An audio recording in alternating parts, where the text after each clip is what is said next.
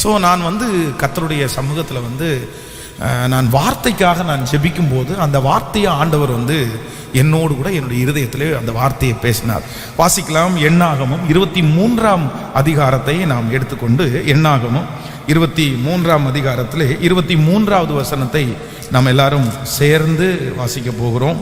எல்லாரும் எடுத்துக்கொள்ளலாம். எண்ணாகமம் 23ஆம் அதிகாரத்திலே 23வது வசனத்தை சேர்ந்து வாசிக்கலாம். யாக்கோபுக்கு விரோதமான மந்திரவாதம் இல்லை, இஸ்ரவேலுக்கு விரோதமான குறி சொல்லுதலும் இல்லை. தேவன் என்னென்ன செய்தார் என்று கொஞ்ச காலத்திலே யாக்கோபையும் இஸ்ரவேலையும் குறித்து சொல்லப்படும். இன்னொரு விஷயம் கூட வாசிக்கலாம். யாக்கோபுக்கு விரோதமான மந்திரவாதமும் இல்லை, இஸ்ரவேலுக்கு விரோதமான குறி சொல்லுதலும் இல்லை. கர்த்தருடைய பிள்ளைகளே, நான் கடந்த நாட்களிலே இந்த வார்த்தைகளை எல்லாம் தியானிக்கும் போது ஆண்டவர் தன்னுடைய பிள்ளைகளுக்காக ஒரு வாக்குத்தத்த வசனமாய் ஆண்டவர் இந்த வசனத்தை என்னுடைய இருதயத்திலே வைத்தார். அப்படின்னா யாக்கோபுக்கு விரோதமான மந்திரவாதமும் இல்லை, இஸ்ரவேலுக்கு விரோதமான குறி சொல்லுதலும் இல்லை. அப்போ யாக்கோபு இஸ்ரவேல் என்கிறது இரண்டுமே ஒரே நபருடைய பெயர் தான். அப்படின்னா யாக்கோபு என்கிறது முதல் பெயர். இந்த ஈசாய்க்கு 2 பிள்ளைகள் பிறக்கிறார்கள். ஒருத்தர் ஏசா, இன்னொருத்தர் யாக்கோபு. அப்போ இந்த யாக்கோபு என்கிறதனுடைய அர்த்தம் என்னவென்றால் அவன் எத்தன் அப்படின்னு அர்த்தம், ஏமாற்றுக்காரன் அப்படின்னு அர்த்தம். அப்போ இவன் அந்த பேரோடையே இருக்கிறான். அதற்கு பிறகு தன்னுடைய மாமனார் வீட்டுக்கு போறான். அங்கிருந்து திரும்பி வர்றான். திரும்பி வர்ற வழியிலே தன்னுடைய சகோதரன் தன்னை கொல்றதற்காக வர்றான் அப்படின்ற ஒரு செய்தியை போல கேள்விப்பட்டு யாக்கோபு பிந்தி தனித்திருந்தான். ஒரு புருஷன் பொழுது விடியும் மட்டும் அவனோடு போராடி மேற்கொள்ளாததை கண்டு, உனக்கு என்ன வேணும், நீ என்ன பண்ணணும்னு நினைக்கிற? அப்போ உடனே சொல்றாரு, நீர் என்னை ஆசீர்வதித்தாலே ஒழிய நான் உம்மை விட மாட்டேன். அப்போ அவர் என்ன சொல்றாரு அப்படின்னா, சரி உன் பெயர் என்ன? உன் பெயர் யாக்கோபு. இனி உன் பெயர் யாக்கோபு எனப்படாமல் இஸ்ரவேல் எனப்படும். அப்போ ரெண்டுமே ஒரே ஆளுதான். அது ஆண்டவரை ரொம்ப நெருங்குவதற்கு முன்பாக உள்ள பெயர், இதற்கு பிறகு நெருங்கினதற்கு அப்புறம் உள்ள பெயர் இஸ்ரவேல். அப்போ நான் என்ன நம்புறேன் அப்படின்னா, இந்த ஜெபத்துல இந்த சத்தத்தை கேட்கிற ஆண்டவருடைய பிள்ளைகளே, நீங்க ஒருவேளை நினைக்கலாம், நான் இன்னைக்கு அந்த அளவுக்கு ஆண்டவரை நெருங்கலையே, அந்த அளவுக்கு ஆண்டவரை பிடிக்கலையே, ஆண்டவரை தெரிஞ்சிருக்க மட்டும்தானே நான் செய்யறேன். ஆனா வேதம் சொல்லுகிறது, நீங்க யாக்கோபாய் வேண்டும் என்றாலும் இருக்கலாம், நீங்கள் இஸ்ரவேலாய் வேண்டும் என்றாலும் இருக்கலாம். ஆனால் யாக்கோபுக்கு விரோதமான மந்திரவாதமும் இல்லை, இஸ்ரவேலுக்கு விரோதமான குறி சொல்லுதலும் இல்லை. அப்படி என்றால் உங்களுக்கு விரோதமான மந்திரவாதமும் இல்லை, உங்களுக்கு விரோதமான குறி சொல்லுதலும் இல்லை. எத்தனை பேர் விசுவாசிக்க முடியும்? கரங்களை உயர்த்தி ஒரு 10 டைம் சொல்லுங்க, எனக்கு விரோதமான மந்திரவாதம் இல்லை, எனக்கு விரோதமான குறி சொல்லுதல் இல்லை. அறிக்கை செய்யுங்க பார்க்கலாம், நல்லா சத்தமா அறிக்கை செய்யுங்க. எனக்கு விரோதமான மந்திரவாதம் இல்லை, எனக்கு விரோதமான குறி சொல்லுதல் இல்லை, எனக்கு விரோதமான மந்திரவாதம் இல்லை, எனக்கு விரோதமான குறி சொல்லுதல் இல்லை. நிறைய பேருடைய வாழ்க்கையில சோதனைகள் மாறி மாறி நடக்கும் போது, இழப்புகள் மாறி மாறி நடக்கும் போது, அவங்க நினைக்காததெல்லாம் நடக்குது, எதிராய் நடக்குது அப்படின்னு சொல்லும் போது சில மனிதர்களிடத்துல என்ன எண்ணம் வருது அப்படின்னா, யாராவது ஏதாவது செஞ்சிருப்பாங்களோ, பில்லி சூனிய கட்டி ஏதாவது இருக்குமோ, நம்ம இதுவரைக்கும் முன்னேறாம இருக்கிறோம், நம்ம இத்தனை முன்னேறாம இருக்கிறோம், நம்ம கூட படிச்சவங்க முன்னேறிட்டாங்க, நம்ம வீட்டுக்கு பக்கத்துல இருந்தவங்க முன்னேறிட்டாங்க, ஆனா நம்ம மட்டும் முன்னேறாம இருக்கிறோமோ, அதனால யாராவது ஏதாவது செஞ்சிருப்பாங்களோ அப்படின்ற எண்ணம் நிறைய மனிதர்களுக்குள்ளே இருக்கிறது. அதுவும் வீட்டுக்கு பக்கத்துல இருக்கிறவங்க யாராவது ஒருத்தர் அப்படி செய்வினை செய்கிறவர்களோடு பழக்கம் ஏதாவது இருந்துச்சுன்னா, அப்படிப்பட்ட ஜனங்களோட அவங்க கான்டாக்ட் வச்சிருப்பாங்கன்னா, உடனே அவர்களுக்கும் இவங்களுக்கும் சண்டை வந்த உடனே, அவங்க முறைச்சு பார்த்த உடனே, இல்லைன்னா அவங்க ஏதாவது கையில எடுத்துட்டு வர்றதை பார்த்த உடனே, கண்டிப்பா அவங்க ஏதாவது எங்களுக்கு செஞ்சிருப்பாங்க, அவங்க செஞ்சதுனால தான் இந்த வியாதி வருது, அவங்க செஞ்சதுனால தான் இந்த பிரச்சனை வருது பாருங்க, அன்னைக்கு அவங்க என்ன முறைச்சு பார்த்தாங்க, அடுத்த நாளே நான் விழுந்துட்டேன், அடுத்த நாளே இப்படி வந்துருச்சு. நிறைய பேருக்கு இந்த மாதிரி யாராவது எனக்கு விரோதமாய் பில்லி சூனியம் மாந்திரிகம் பண்ணியிருப்பாங்களோன்ற பயம் இருக்கிறது. ஆனா ஒண்ணு நினைச்சுக்குங்க, ஆண்டவர் தெளிவாய் வாக்கு கொடுக்கிறார், உனக்கு விரோதமாய் உருவாக்கப்படும் எந்த ஆயுதமும் அது வாய்க்காதே போகும். அது பில்லி சூனிய கட்டா இருக்கலாம், அது மாந்திரிக கட்டா இருக்கலாம். ஒரு ஆண்டவருடைய பிள்ளைக்கு விரோதமாக யார் பண்ணினாலும் நான் நம்புகிறேன், கண்டிப்பாக அது நிறைவேற போவது இல்லை. கர்த்தர் உங்களுக்கு வாக்கு கொடுக்கிறார். உங்களுக்கு விரோதமான மந்திரவாதமும் இல்லை, உங்களுக்கு விரோதமான குறி சொல்லுதலும் இல்லை. உங்களுடைய இருதயம் ஒருவேளை பயப்பட்டு கொண்டே இருக்கலாம், நீங்க அப்படி நினைக்கலாம், நீங்க அப்படி நம்பி வாழலாம். இல்லைன்னா யாராவது ஒருத்தர் உங்களுடைய தலையின் மேல் கையை வச்சு ஜெபம் பண்ணி, உனக்குள்ள ஏதோ ஒரு கட்டு இருக்கிறத நான் பார்க்கிறேன், உனக்கு ஏதோ ஒரு செய்வன பிரச்சனை இருக்கிறத பார்க்கிறேன் அப்படின்னு கூட யாராவது ஒருத்தர் சொல்லி இருக்கலாம். ஆனா நான் நம்புறேன், இல்ல ஆண்டவருடைய பிள்ளையே, அந்த வார்த்தையை நீங்க நம்ப வேண்டாம். ஒரு உண்மையான ஒரு ஊழியக்காரன் அப்படின்னு சொன்னா உனக்கு விரோதமா செய்வன பண்ணி இருக்குன்னு மட்டும் சொல்ல மாட்டாங்க. உனக்கு விரோதமா பண்ணி இருக்கிற செய்வனை நான் எடுக்கிறேன், இன்ன இடத்துல இருக்குது அப்படின்னு சொல்லுவாங்க. கண்டிப்பா அப்படி சொல்றவங்க தான் உண்மையான ஊழியக்காரர். சிலர் கண்ணை மூடிட்டு அப்படி இருக்கு இப்படி இருக்குன்னு சொல்லுவாங்க. தயவு செய்து ஆண்டவருடைய பிள்ளைங்க நம்பிராதீங்க. அதான் கடந்த சில ஆண்டுகளுக்கு முன்பாக டெய்லி 5 மணி ஜெபத்துக்கு ஒரு தாயார் நம்முடைய திருச்சபைக்கு வந்துட்டே இருந்தாங்க. அப்போ அவங்க கண்டினியூவா அந்த ஜெபத்துக்கு வருவாங்க. ஒரு நாள் அவர்களுடைய இருதயம் ரொம்ப கலங்கி போய் அவங்க முகம் எல்லாம் ரொம்ப வாடி போயிருந்துச்சு. அப்போ அந்த ஜெபம் முடிச்ச உடனே அவங்கள வெயிட் பண்ண சொல்லி நான் அவங்கள சந்திச்சேன். என்னம்மா பிரச்சனை, ஏன் இப்படி இருக்கிறீங்க, உங்க முகம் நல்லா இல்லையே? அப்போ அவங்க சொன்னாங்க, பாஸ்டர் நேற்றுக்கு நைட்டு முழுக்க எங்க வீட்டில் ஆல் நைட் ப்ரேயர் நடந்துருச்சு. ஓகே, ஆல் நைட் ப்ரேயர் நடந்தது சந்தோஷம். இல்லை, எங்கள் வீட்டில் ஒரு லேடி ஜெபம் பண்ணுறதுக்காக வந்தாங்க. அவங்க ரெகுலராக என் வீட்டில் ஜெபம் பண்ண வருவாங்க. போன டைம் வரும்போது என்ன சொன்னாங்க அப்படின்னு சொன்னால், உங்கள் வீட்டில் ஏதோ ஒரு கட்டு இருக்கிறது மாதிரி நான் ஃபீல் பண்ணுறேன் அப்படின்னு சொன்னாங்க. அதுக்காக நேற்றைக்கு நைட்டு நல்ல உபவாசம் இருந்துட்டு நான் வர்றேன், நீங்களும் உபவாசம் இருங்க, நம்ம ஜெபம் பண்ணணும் அப்படின்னு சொன்னாங்க. அந்த ஜெபம் பண்ணி முடிக்க அவங்க மாடிக்கு போயிட்டாங்க. மாடியிலேருந்து மடமடன்னு கீழே வந்தாங்க. கீழே எங்களுக்கு வீட்டுக்கு முன்னாடி ஒரு தென்னை மரம் நிற்குது. அந்த தென்னை மரத்துக்கு கீழே இருந்து ஒரு பொட்டலத்தை எடுத்தாங்க. அந்த பொட்டலத்தில் ஒரு முடி ஒன்று இருந்துச்சு, அந்த பொட்டலத்தில் ஒரு தாய்த்து ஒன்று இருந்துச்சு அப்படின்னு சொல்லி அது இந்த மாதிரி எங்களுக்கு விரோதமாக செய்வனை பண்ணியிருக்காங்க. அவங்க எடுத்து நைட்டோட நைட்டாக நாங்கள் எரித்து சாம்பல் ஆக்கிட்டோம் அப்படின்னு அவங்க சொல்கிறாங்க. அப்போ எனக்கு அதை ஒப்புமே என்னால் ஒத்துக்கவே முடியல. சரி, ஒருவேளை நம்ம சந்தேகப்படவும் முடியாது, ஒருவேளை அப்படி கூட இருக்கலாம் அப்படின்னு நினைச்சிட்டு அவங்களுக்காக ஜெபம் பண்ணிட்டே இருக்கிறேன். அப்ப என் மனசுக்குள்ள என்ன இருக்குன்னா, ஒரு கலக்கமா இருக்குது. இல்ல, கண்டிப்பா இவங்களுக்கு அது செய்யப்பட்டது இல்லை அப்படின்னு. அப்ப நான் விசாரிக்க ஆரம்பிச்சேன், யார் அது, உங்களுக்கு ஜெபம் பண்ண வந்த பர்சன் யாரு, அவங்க எங்க இருந்து வந்தாங்க. அப்ப அவங்கள குறிச்சு நான் யோசிச்சா ஒரு மிகப்பெரிய ஆச்சரியமானது என்ன அப்படின்னா, இதுக்கு முன்னாடியும் ஒரு வீட்டுக்கு போய் எலுமிச்சம்பழம் இருக்குன்னு சொல்லி ஒரு எலுமிச்சம்பழத்தை எடுத்து கொடுத்துருக்காங்க. அப்போ அந்த நியூஸும் எனக்கு வந்துருச்சு. அப்போ இவங்களுக்கு இதே தான் அவங்களுக்கு வேலையாகவே இருந்திருக்குது. இவங்க என்ன பண்ணுவாங்க அப்படின்னா, அந்த வீட்டுக்கு ஜெபம் பண்ண போகும்போது 2-3 நாளைக்கு முன்னாடியே இவங்க ஏதாவது ஒன்றை கொண்டு போய் அங்கே வச்சிடுறது, அதுக்கப்புறம் எடுக்கிறது மாதிரி எடுத்துக்கிறது, இப்படி அவங்க நடந்துட்டு இருந்திருக்காங்க.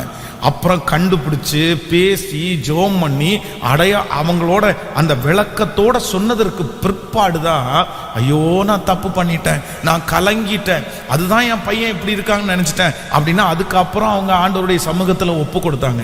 ஆண்டவருடைய பிள்ளைகளே ரொம்ப கவனமா கவனிச்சுங்க. ஆண்டவருடைய பிள்ளைகளுக்கு சில நேரத்திலே சத்துரு எதிரியாக கொண்டு வருகிறது யார் அப்படின்னா, இப்படிதான் கொண்டு வருவாங்க. நம்ம நிறைய பேர் வேற எல்லாத்துலயுமே கவனமா இருப்போம், ஆனா ஸ்பிரிச்சுவல் ரீதியா நம்மிடத்துல பேசினா நம்ம டபக்கு நம்ம விழுந்துருவோம். உங்களை தைரியப்படுத்துறது ரொம்ப கஷ்டம், ஆனா உங்களை பயப்படுத்துறது ரொம்ப ஈஸி. உண்மைதானே? உங்களை தைரியப்படுத்துறது ரொம்ப கஷ்டம். உங்களை தைரியப்படுத்துறதுக்கு 1000 பிரசங்கம் பண்ணணும். தைரியமா இரு, கர்த்தர் உங்களை அப்படி இப்படின்னு பிரசங்கம் பண்ணி தான் உங்களை தைரியப்படுத்தணும். ஆனா உங்களை பயப்படுத்துறதுன்றது வேற எதுவுமே இல்லை. உங்களுக்கு கட்டு இருக்குது, உங்க கண்ணை முடன வேற என்னமோ தெரியுது, ஒரு கருப்பு உருவம் உனக்கு பின்னாடியே வருது அப்படின்னு 4 வார்த்தை சொன்னா போதும், நீங்க என்ன பண்ணுவீங்க அப்படின்னா, ஐயோ பாஸ்டர் பாஸ்டர் பாஸ்டர் எனக்காக ஜெபம் பண்ணுங்க பாஸ்டர் அப்படின்ட்டு பின்னாடியே வருவீங்க. உங்களை தைரியப்படுத்த வைக்கிறதுக்கு படுற பாடு என்ன தெரியுமா? அப்போ ஒன்று நினைத்துக் கொள்ளுங்கள், ஆண்டவருடைய பிள்ளைகளுக்கு கர்த்தர் இன்றைக்கு வாக்கு கொடுக்கிறார். யார் அந்த வார்த்தையை சொல்லி இருந்தாலும், உங்க கணவனுக்கு விரோதமா வச்சிருக்காங்க, மனைவிக்கு விரோதமா வச்சிருக்காங்க, வீட்டுக்கு விரோதமா வச்சிருக்காங்க, ஆனா ஆண்டவர் இன்றைக்கு வாக்கு கொடுக்கிறார், உனக்கு விரோதமான மந்திரவாதமும் இல்லை, உனக்கு விரோதமான குறி சொல்லுதலும் இல்லை. கர்த்தருடைய பிள்ளைகளை பாதுகாக்கிறதற்கு கர்த்தர் இருக்கிறார். நம்புகிறவர்கள் கரங்களை தட்டி கர்த்தருடைய நாமத்தை மகிமைப்படுத்துவோம். உனக்கு விரோதமா எந்த ஆயுதமும் அது வாய்க்கிறதே இல்லை. ஆமென். சிலருக்கு ஆண்டவர் அந்த கட்டு உடைக்கிற ஊழியத்தை கொடுக்கலாம், செய்வனை அந்த காரியம் கண்டுபிடிக்கிற ஊழியத்தை கொடுக்கலாம். ஆனா என்னை பொறுத்த வரைக்கும் அந்த ஊழியத்தை செய்யறவங்களுக்கு வெறும் காமிக்கு இருக்குன்னு சொல்லக்கூடாது.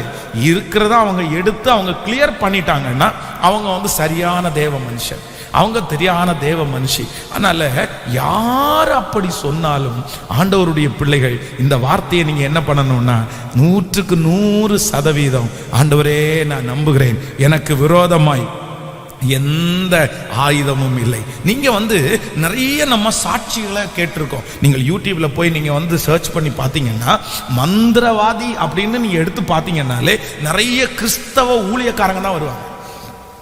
எது அப்படின்னா, நிறைய மந்திரவாதம் பண்ணிட்டு இருந்தவங்க ஆண்டவராகிய இயேசு கிறிஸ்துவை ஏற்றுக்கொண்டிருக்கிறார்கள். நீங்கள் மந்திரவாதி தொட்டனா அப்படின்னு நீங்க கேள்விப்பட்டிருப்பீங்க.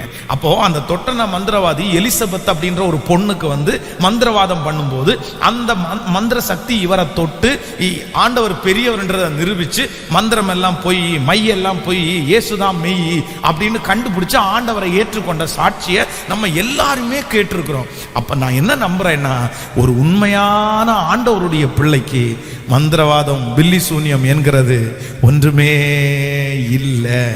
விசுவாசிக்கிறீங்களா இல்லையா? சோ அப்ப கர்த்தர் சொல்லுகிறார், யாக்கோபுக்கு விரோதமான மந்திரவாதமும் இல்லை, இஸ்ரவேலுக்கு விரோதமான குறி சொல்லுதலும் இல்லை. யாரோ ஒருத்தர் உங்களை பயப்படுத்தி இருப்பார்களே, ஆனால் கர்த்தர் தான் இன்றைக்கு உங்களை தைரியப்படுத்தும்படியாய் வாக்கு கொடுக்கிறார். மகனே மகளே, உன் இருதயம் கலங்க வேண்டாம். உனக்கு விரோதமாய் எந்த மந்திரவாதமும், உனக்கு விரோதமாய் எந்த பில்லி சூனியமும் இல்லை. ஆமென் சொல்லுங்கள். ஒரு தேவனுடைய பிள்ளைக்கு விரோதமா யாரும் மந்திரவாதமும் பில்லி சூனியம் பண்ண முடியாது, அவங்கள தவிர. ஆமென். பக்கத்தில் இருக்கிற கையை பிடிச்சி சொல்ல, உன்னை தவிர உனக்கு வேற யாரும் சூனியம் வைக்க முடியாது. சொல்லுங்க, உங்களை தவிர வேற யாரும் உங்களை சூனியம் வைக்க முடியாது. நல்லா சொல்லுங்க, நமக்கு சூனியம் யார் தான் வைக்க முடியும்? சொல்லுங்களேன். அதான் பிழையாம் ஜனங்களை சபிக்கிறதற்காக போய் மேல நிற்கும் போது அந்த நாட்டு ராஜா ஆச்சரியப்படுறாரு, எப்பா உன்னை சபிக்க தானே சொன்னேன், நீ ஏன் ஜனங்களை இப்படி ஆசீர்வதிக்கிற அப்படின்னு சொல்லும் போது பிழையாம் என்ன சொல்றாரு அப்படின்னா, ஐயோ இந்த ஜனத்தை சபிக்கிறதுக்கு யாராலும் முடியாது, நான் இந்த ஜனங்களை சபிக்கிறதுக்கு தான் வாயை திறக்கிறேன், ஆனா இந்த ஜனங்களுக்கு சாபம் போய் சேர மாட்டேங்குது, ஆசீர்வாதம் தான் போய் சேருது. இந்த ஜனங்களை கெடுக்கணும், இந்த ஜனங்களை அழிக்கணும்னா ஒரே ஒரு வழி மட்டும்தான் இருக்குது. இந்த ஜனங்கள் என்னைக்கு பாவம் செய்கிறாங்களோ அன்னைக்கு கர்த்தருடைய கோபம் இவங்க மேல வரும், அவ்வளவுதான், அவங்க அழிஞ்சிருவாங்க. அதனால ஒரு ட்ரிக் மட்டும் சொல்றேன், உங்கள்ட்ட இருந்து கொஞ்சம் பொம்பளை பிள்ளைங்களை மட்டும் உள்ள அனுப்புங்க, அவங்க தப்பு பண்ணுவாங்க, அவ்வளவுதான், ஆண்டவர் அவங்களுக்கு கோபமா மாறிடுவாரு, அதுக்கப்புறம் அந்த ஜனங்கள் அழிஞ்சிருவாங்கன்னு சொல்றாங்க. அப்போ ஒரு உண்மையான தேவனுடைய பிள்ளைக்கு சூனியம் வேற யாரும் வைக்க முடியாது, ஆனா நம்ம வச்சுக்கலாம். நீங்க உங்களுக்கு வைக்காம இருந்தா சரி. ஆமென் சொல்லுங்கள். நம்முடைய பாவங்கள், நம்முடைய அசுத்தமான வாழ்க்கை, நம்முடைய தீமை தான் நமக்கு சூனியங்களாக மாறுதே தவிர வேற யாரும் நமக்கு வைக்கவே முடியாது. ஆமென் சொல்லுவோம். சிலருக்கு ரொம்ப ஒரு நினைப்பு, நமக்கு யாரோ வச்சுட்டாங்க அப்படின்னு சொல்லி. இவங்களுடைய சம்பளம் என்ன அப்படின்னா 2000 ரூபாய் சம்பளம் வாங்குவாங்க, 10,000 ரூபாய் சம்பளம் வாங்குவாங்க. நான் சொல்றேன், 10,000 ரூபாய் சம்பளம் வாங்கி வீட்டு வாடகை கொடுக்குற உங்களுக்கு சூனியம் வச்சு என்ன பண்ண போறாங்க? ஏதோ ஒரு கோடிக்கணக்கான ப்ராஜெக்ட் பண்ற ஒரு மனுஷனுக்கு சூனியம் வச்சு கெடுத்துட்டாங்கன்னா கூட பரவாயில்ல. நான் நிறைய நேரத்தில் பெரிய பெரிய கட்டடத்துக்கு முன்னாடி எல்லாம் நடந்து போகும்போது யோசிப்பேன், அவ்வளோ பெரிய மாடி, அவ்வளோ பெரிய கோடீஸ்வரன், அவங்களுக்கெல்லாம் வைக்காத சூனியமாக நமக்கு வைக்க போறாங்க. சொல்லுங்களேன். நம்ம நிறைய பேர் நினைக்கிறோம், நான் கார் வாங்குறது அவங்களுக்கு பொறாம, நான் செகண்ட் ஹேண்டா பைக் வாங்குறது பொறாம. அதுதான் நேற்றுக்கு என் வீட்டுக்கு முன்னாடியே வாசப்படியில் ஒரு முட்டையை உடைச்சு போட்டிருந்தாங்க. என் வீட்டுக்கு வாசலுக்கு முன்னாடியே ஒரு எலுமிச்சம்பழம் கடந்துச்சு பாஸ்டர், நான் காலிட்டு தட்டல, நான் பைபிளை வச்சு அப்படியே தள்ளிட்டே போனேன் அப்படின்னு. உண்மையிலே ஒருத்தர் எனக்கு ரொம்ப ஆச்சரியமா இருந்துச்சு. வீட்டுக்கு முன்னாடி ஒரு எலுமிச்சம்பழம் இருந்துச்சாமா.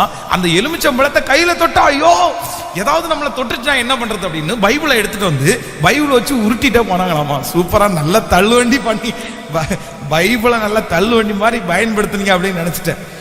பைபிள் வச்சு தள்ளி எடுத்து அப்படியே நான் வந்து டிச்சுக்குள்ள போட்டுட்டேன் பாச, உருண்டு போயிருச்சு அது அப்படின்னு. அப்ப நிறைய பேர் ஏதாவது ஒண்ணு போட்டு பார்த்தா வந்து அப்படின்னு எனக்கு. நான் சொல்றேன், உங்களுடைய இருதயம் பயப்படவே வேண்டாம். நான் வந்து ஒரு விஷயம் நம்முடைய வீட்டில் தங்கி இருக்கும்போது சர்ச்சில் இருந்து நிறைய பசங்களை வந்து அங்கே தங்க வச்சிருந்தோம். அப்போ நாங்கள் பார்த்தீங்கன்னா டெய்லி காலையில் கேட்டை திறந்து பார்த்தீங்கன்னா கேட்டினுடைய சென்டர்ல ஒரு முட்டையை உடைச்சு ஊற்றிருப்போம். முட்டை உடஞ்சிருக்கும். டெய்லி காலையில் நாங்கள் காலையில் கதவை திறப்போம், முட்டையை பார்ப்போம், முட்டை உடச்சு கிடக்கும். டெய்லி காலையில் ஒரு முட்டை. அப்போ ஒரு நாள் வந்து நான் சத்தமாக சொல்கிறேன், ஏயா இந்த முட்டையை உடச்சி இங்கே ஊற்றுறதுக்கு நீங்கள் ஆம்லேட் போடுறீங்க, என் கையில் முழுமையாக கொடுத்தா கூட ஒரு ஆம்லேட்டாவது போட்டு சாப்பிடலாம், இப்படி உடச்சி தலையில் தரையில் ஊற்றிங்க. எனக்கு ரொம்ப நாளாக கியூரியஸ், இது யார் போடுறதுன்னு என்ன பண்ணணும், கண்டுபிடிக்கணும் அப்படின்னு. கடைசியில் எப்படி கண்டுபிடிச்சேன்னு தெரியுமா? ஒரு பையன் தங்கியிருந்தான், அவனுக்கு முட்டை சாப்பிட்றதுக்கு ரொம்ப ஆசையாமா, ஆம்லேட் போட்டு கொடுக்கல. ஆம்லேட் எனக்கு கிடைக்கலன்ற எரிச்சல்ல எங்களுக்கே தெரியாம கிச்சன்ல போய் டெய்லி ஒரு முட்டையை உடைச்சிடறத. அவன் இப்படி ஒரு சைக்கோவை பார்க்க முடியுமா நம்ம? ஏன்னா அதே முட்டைய எங்களுக்கு போட்டு கொடுங்கன்னு சொன்னா கூட நம்ம போட்டு கொடுப்போம். அவனுக்கு முட்டை கிடைக்கலன்றதுக்காக யாருமே இல்லாத நேரத்தில் கிச்சன்ல போய் ஒரு முட்டையை எடுத்து பத்திரமா வச்சுட்டு காலையில உடைக்கிறதா வேலையாகும். அதுக்கப்புறம் கண்டுபிடிச்சதுக்கு அப்புறம் சொல்றான், அப்போ நன்றாய் நினைத்துக் கொள்ளுங்கள், நம்ம எந்த காரியத்தை குறித்து நீங்கள் இப்படி நடந்திருக்குமோ அப்படி நடந்திருக்குமோ, இதை பார்த்த உடனே இது செய்வனையா இருக்குமோ, இதை பார்த்த உடனே இது யாராவது பண்ணியிருப்பாங்களோ அப்படின்ற தாட்டுக்கு எடுத்த உடனே ஒரு தப்பான எண்ணத்துக்குள்ளே நீங்கள் வரவே கூடாது. நான் நம்புறேன் அது ஒரு சோதனையின் காலமா இருக்கும். ஆண்டவர் உங்களை சோதிக்கிற காலமா இருக்கும். அதான் யோபு சொல்லும் போது சொல்லுகிறார், நான் போகும் வழியை அவர் அறிவார். அப்போ கர்த்தரே ஒருவேளை அந்த பாதையில உங்களை நடத்திருப்பாரு. நீங்க ஜெபம் பண்ண அது எவ்வளவு பெரிய கட்டுகளா இருந்தாலும் பாரங்களா இருந்தாலும் அது உங்களை விட்டு விலகி போகும். நமக்கு விரோதமா எந்த ஆயுதமும் அது நிக்கவே நிக்காது. நன்றாய் நம்புகிறவர்கள் கரங்களை தட்டி கர்த்தரை ஹல்லேலூயா, அந்த ஆயுதங்கள் வாய்க்கவே முடியாது. ஆமேன் சொல்லுங்க. அப்போ ரொம்ப ஜாக்கிரதையா இருக்கணும் ஆண்டவருடைய பிள்ளைகள். எதுல அப்படின்னா, நான் நம்புறேன் எனக்கு இந்த வாக்குத்தத்தத்தை விசுவாசிங்க, எனக்கு விரோதமான மந்திரவாதமும் இல்லை, எனக்கு விரோதமான குறி சொல்லுதலும் இல்லை. ஆமேன் சொல்லுங்கள். இந்த வார்த்தையை நான் தியானிச்சுட்டு கொண்டிருக்கும் போது விசேஷமாக ஒரு 3 காரியத்தை என்னுடைய இருதயத்துல நான் தியானித்தேன். அப்படின்னா, ஒரு தேவனுடைய பிள்ளை இந்த மாந்திரிகத்தை குறித்து இல்லைன்னா இந்த செய்வனைகளை குறித்த இருக்கிற அறிவில் நீங்க வந்து ரொம்ப கவனிக்க வேண்டிய 3 காரியங்கள் இருக்கிறது. முதலாவதாக ஒரு காரியத்தை நம்ம வாசிக்க போகிறோம். 77வது சங்கீதத்தை எடுத்துக்கொள்ளலாமா? 77ஆம் சங்கீதத்தை எடுத்துக்கொள்ளுங்கள். 77ஆம் சங்கீதம் 2வது வசனத்திலிருந்து நம்ம வாசிப்போமே. ஆனால் என் ஆபத்து நாளிலே ஆண்டவரை தேடினேன், இரவிலும் என் கை தளராமல் விரிக்கப்பட்டிருந்தது, என் ஆத்துமா ஆறுதல் அடையாமல் போயிற்று. நான் தேவனை நினைத்த போது அலறினேன், நான் தியானிக்கும் போது என் ஆவி தொய்ந்து போயிற்று.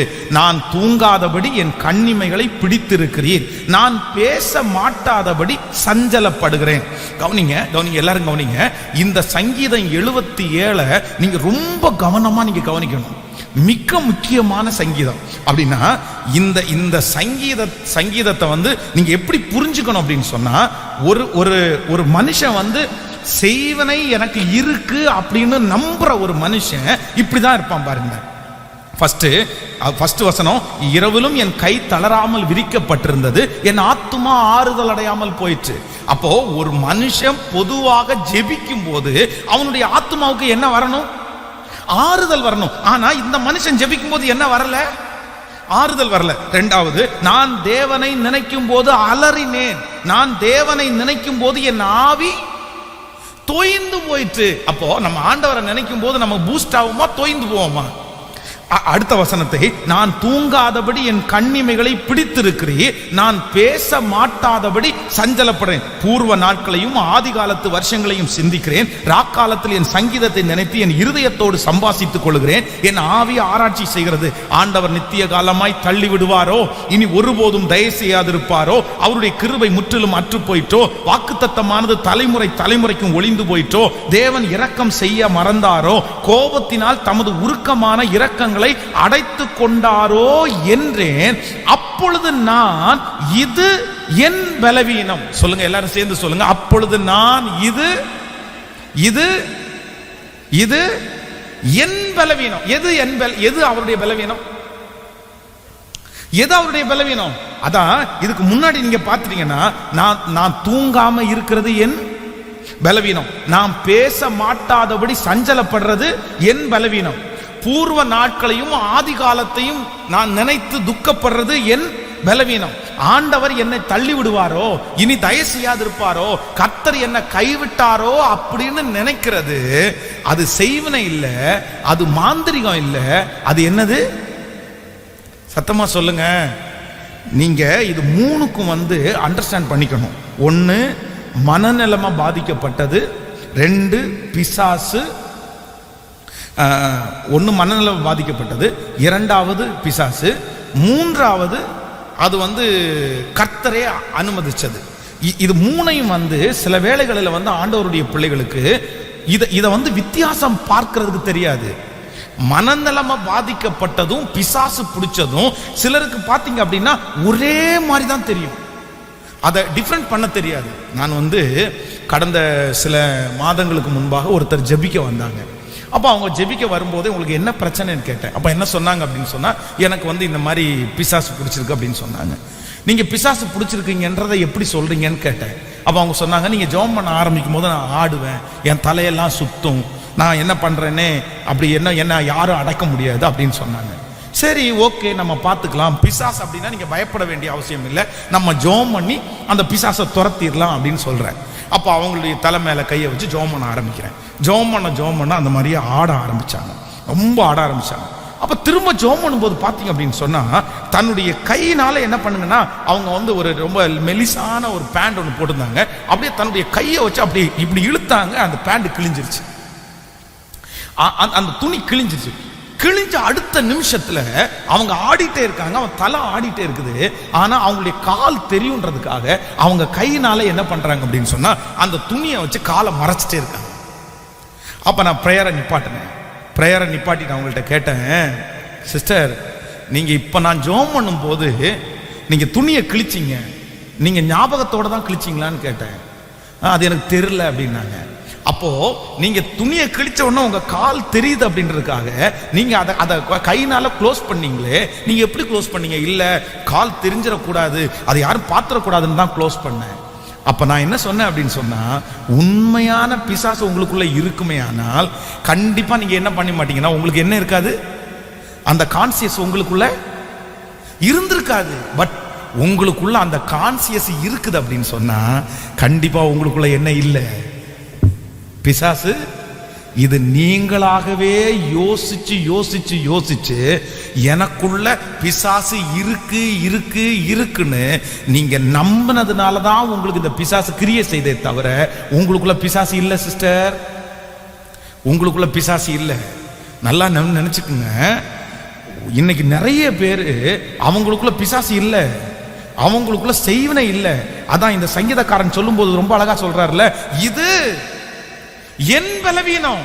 எப்பா, நீங்களாக கற்பனை பண்ணீங்க, நீங்களாகவே யோசிச்சீங்க. அதான் இந்த சங்கீதக்காரனுக்கு அவ்வளவு பெரிய ப்ராப்ளம் வருது. அவர் தூங்கல, அவர் வாயில கடிவாளம் போட்டது மாதிரி அவரால் பேச முடியல. இந்த சத்தத்தை கேட்கிற யாரோ ஒருத்தர், உங்களால தூக்கம் வரலையா, உங்களால பேச முடியாத வாயை கட்டி போட்டது மாதிரி இருக்குதா, நீங்க ரொம்ப நெகட்டிவாவே யோசிக்கிறீங்களா, இதுக்கு முன்னாடி நான் எவ்வளவு நல்லா இருந்தேன், இன்னைக்கு ஒன்னும் இல்லாம இருக்கிறேனே அப்படின்னு திரும்ப திரும்ப உங்களுக்கு இதுக்கு முன்னாடி நடந்த வாழ்க்கை உங்களுக்கு கண்ணுக்கு முன்னாடி வருதா?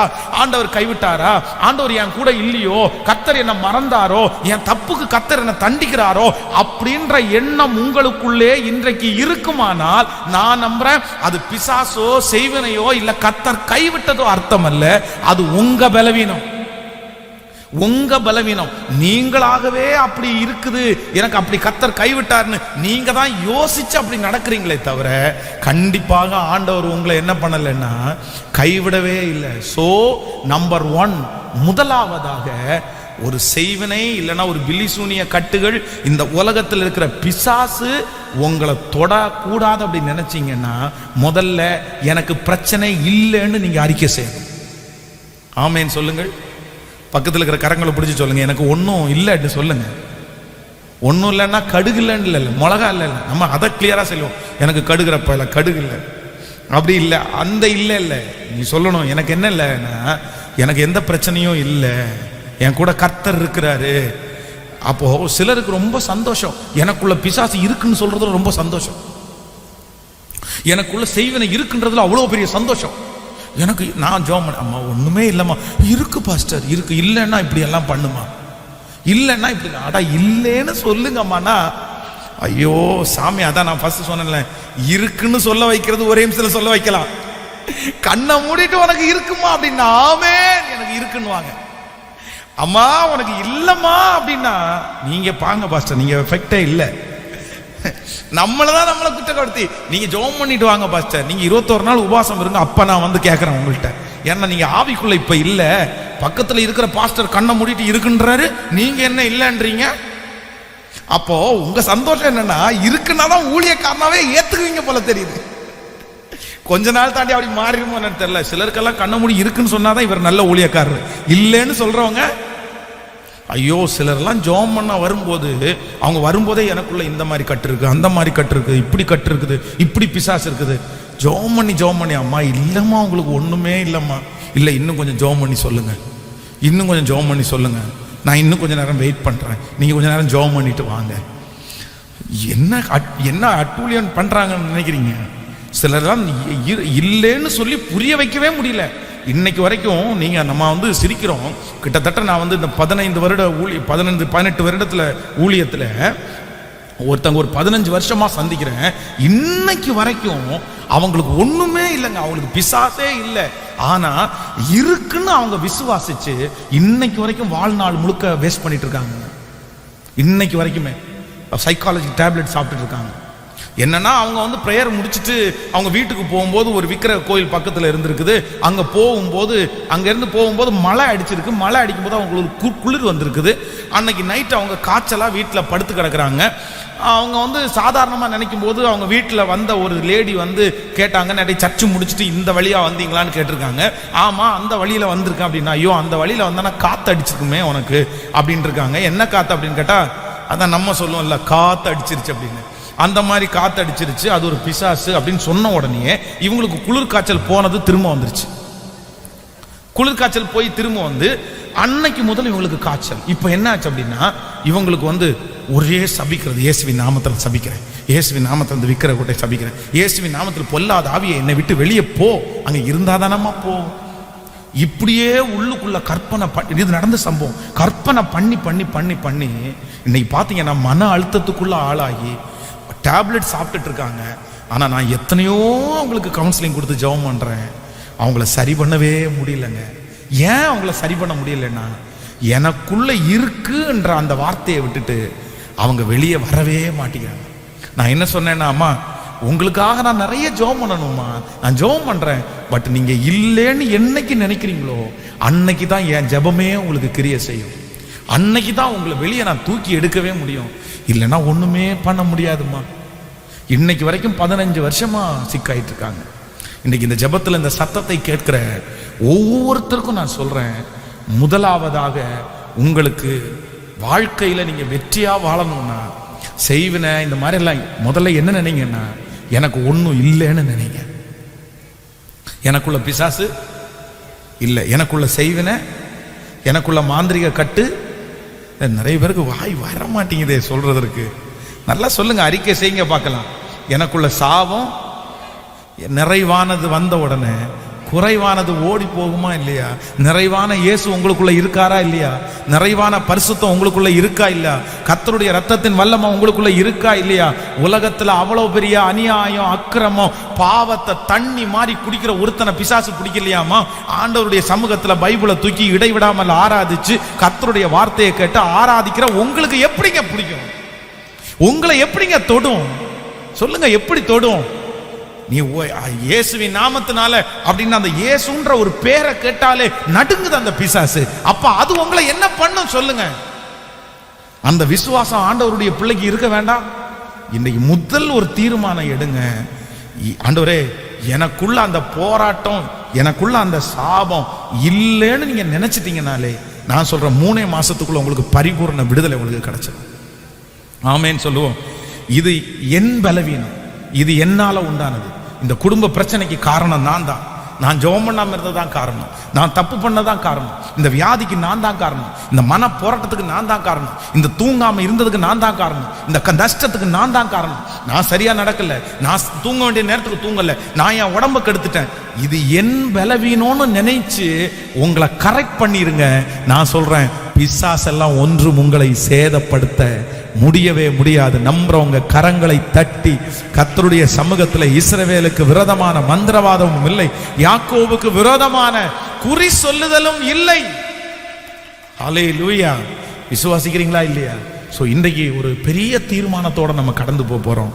தேவனே, எனக்கு ஒரு இரக்கம் செய்யும். நான் என்ன பண்ண போறேன்னா, ஃபர்ஸ்ட் நீங்க செய்ய வேண்டியது என்ன அப்படின்னா, எனக்கு இது என் பலவீனம், எனக்கு வேற எதுவும் இல்லை. நீங்க ரொம்ப ஜாக்கிரதையா இருக்கணும். நமக்குள்ள நமக்கு இருக்கு அப்படின்னு நினைக்கிறது எவ்வளவு பெரிய ஆபத்து அப்படின்னா, நீங்க சவுல் ராஜா அவனுடைய சம்பவத்தை வாசிச்சிருப்பீங்க.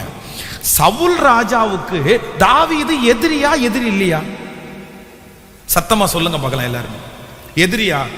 உண்மையிலே சொன்னா தாவீது சவுலுக்கு என்ன இல்ல, எதிரியே கிடையாது. அதான் தனக்கு முன்னாடி சவுல் இருக்கிறாரு, பின்னாடி சேவகர்கள் இருக்காங்க. இப்ப சேவகர்கள் எல்லாரும் சொல்றாங்க, இந்த மாதிரி ஒரு வாய்ப்பு உங்களுக்கு கிடைக்காது, அவனை கொன்றுடலாம் அப்படின்னு சொல்லும் போது தாவீது என்ன சொல்றாரு? இல்லப்பா, கர்த்தர் அபிஷேகம் பண்ணின மனுஷன் மேல நம்ம என்ன பண்ணக்கூடாது, கை வைக்க கூடாது. இப்போ சவுல் அந்த இதை விட்டு வெளியே அவனுடைய வஸ்திர தொங்கலை அறுத்தது நிமித்தம் அவனுடைய இருதயம் என்ன பண்ணிச்சாமா, படபடன்னு அடிச்சுட்டே இருந்துச்சாமா. வெளியே போன உடனே என் தகப்பனே அப்படின்னு கூப்பிடுறான். என் தகப்பனே, உங்களுக்கு விரோதமா நான் ஒரு தப்புமே பண்ணலையே.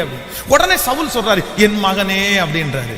அப்போ நல்லா கவனிச்சுக்குங்க, தாவீது சவுலுக்கு எதிரியே, சவுலை அழிக்கணும்னோ, சவுலை கெடுக்கணும்னோ, சவுளுடைய பட்டத்தை தான் வாங்கணும்னோ எதுவுமே நினைக்கல. ஆனா சவுல் என்ன நினைச்சாரு? தாவீது நமக்கு எதிரி, இவனை விட்டா நம்ம போஸ்டிங்க காலி பண்ணிடுவான், நமக்கு முன்னாடி பெரிய ஆளா மட்டும் நினைச்சிருவான், ஜனங்களுடைய இருதயத்தை கவர்ந்துருவான், அதுக்கப்புறம் ஜனங்கள் எல்லாம் நம்மள ஒண்ணும் இல்லாம நினைச்சிருவாங்க, நம்ம டம்மி ஆயிருவோம், நம்ம குறைவாயிருவோம், நமக்கு இவன் எதிரி, நமக்கு இவன் எதிரி அப்படின்னு மனசுல நினைக்க நினைக்க நினைக்க நினைக்க அவருடைய வாழ்நாள்ல 40 வருஷத்தை தொலைச்சிட்டாருங்க. இன்னைக்கு இந்த ஜெபத்துல இருக்கிற யாருக்காக ஆண்டவர் பேசுறாருன்னு தெரியல. ரொம்ப கவனமா இருங்க. நீங்க எனக்கு எதிரி நிறைய இருக்காங்க, எனக்கு நிறைய பிசாசு இருக்குது, எனக்கு நிறைய செய்வனை இருக்குது, எனக்கு நிறைய எதிராளிங்க இருக்கிறாங்க அப்படின்னு நீங்க ஏதோ இல்லாத ஒண்ண இருக்குன்னு நீங்க நினைச்சிட்டு இருந்தீங்கன்னா, நான் நம்புறேன் அதுக்கு பின்னாடி அலைகிறதுக்கே உங்களுக்கு நேரம் சரியா இருக்கும். அதுக்கு பின்னாடி போறதுக்கே உங்களுக்கு நேரம் சரியா இருக்கும். கட்டுடைக்கிறதுக்காக போவீங்க, இங்க உடைக்கிறதுக்காக போவீங்க. நான் சொல்றேன், இல்ல, முதல்ல ஒரு தேவனுடைய பிள்ளை என்ன அறிக்கை செய்யணும்னா, எனக்கு கர்த்தருடைய அனுமதி இல்லாம எனக்கு எந்த எதிரியும். தாவீதுக்கு விரோதமா அத்தனை எதிராளிகள் எழும்பும் போது கூட தாவீது என்ன சொல்றாருன்னா, சிமேயு தூசிக்கட்டும், சிமேயு தூசிக்கணும்னு கர்த்தர் கட்டளை இட்டிருக்கார், கர்த்தர் அனுமதிச்சிருக்கிறார். நான் நம்புறேன், உங்களுக்கு என்ன நடந்தாலும் ஆண்டவருடைய அனுமதி இல்லாம உங்களுடைய வாழ்க்கையிலே ஒரு தலை மயிராயிலும் கீழே விழாது என்கிற உணர்வு உங்களுக்குள்ள ஒவ்வொருத்தருக்குள்ளையும் இருக்கணுமே தவிர, நான் நம்புறேன் ஆண்டவருடைய அனுமதி இல்லாம உங்களை யாரும் எதையும் செய்ய முடியாது, ஒன்றும் பண்ண முடியாது, ஒன்றும் பண்ண முடியாது. ஸோ இன்னைக்கு எல்லாரும் ஒரு அறிக்கை செய்யுங்க, எனக்குள்ள எனக்கு செய்வனே இல்லை. சொல்லுங்க, ஒரு 10 டைம் சொல்லுங்க பார்க்கலாம். எனக்கு செய்வனே இல்லை, எனக்குள்ள பிசாசு இல்லை, எனக்கு எதிராளிங்க யாரும் இல்லை. சொல்லுங்க, எனக்கு எதிராளிங்க யாரும் இல்லை.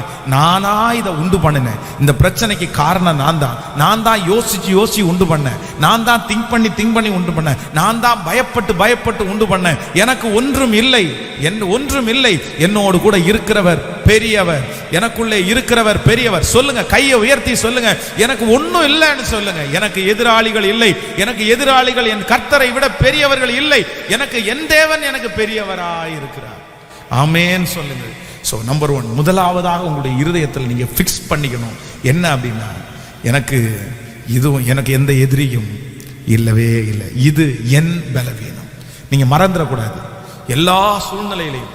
அதான் என்னுடைய ஆவிக்குரிய தகப்பனார் சொல்லுவாரு, அவருடைய pastor night all night prayer முடிச்சுட்டு 2 மணிக்கு நடு ராத்திரியில், அப்பெல்லாம் எங்களுடைய ஊரில் லைட் வெளிச்சமே இருக்காது.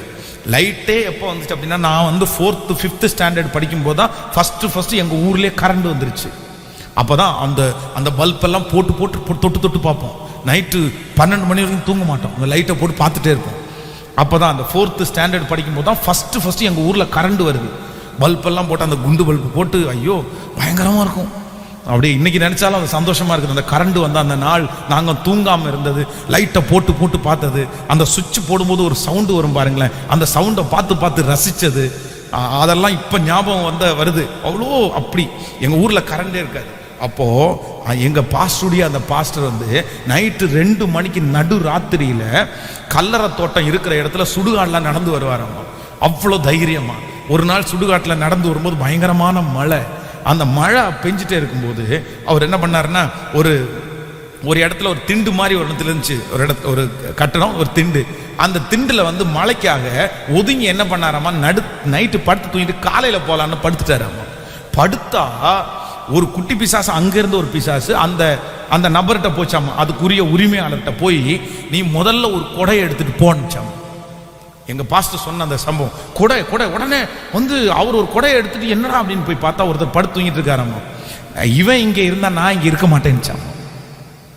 அப்போ இவர் போய் அந்த கொடையை கொடுத்தா, ஐயா நீங்க போங்க அப்படின்னு. உடனே அவர் சொன்னா, எங்க பாஸ்டருடைய பாஸ்டர் சொன்னாராமா, இந்த பாரு நான் திரும்ப கொடையெல்லாம் கொண்டு கொடுக்க என்னால வர முடியாது, அதனால நான் படுத்து தூங்கிட்டு நாளைக்கு காலையில போறேன் இருக்காரு.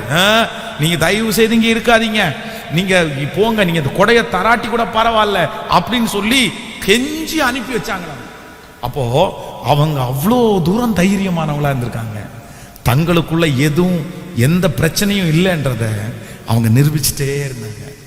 எந்த சூழ்நிலைக்குள்ள அவங்க தள்ளப்பட்டாலும், எவ்வளவு நஷ்டம் வந்தாலும், நான் நம்புறேன் பிசாசு பேர்ல அவங்க சுட்டி காமிக்கல, என்னமோ கர்த்தர் என்ன இப்படி நடத்துறாரு, ஆனா கண்டிப்பா ஒரு நாள் என் தலையை நிமிர பண்ணுவார். நான் உபத்திரவப்பட்டது எனக்கு நல்லது, ஆதலால் அவருடைய பிரமாணங்களை கற்றுக்கொண்டேன். இக்காலத்து பாடுகள் இனி நமக்கு வெளிப்பட போகும் மகிமைக்கு ஒப்பிடத்தக்கது அல்ல.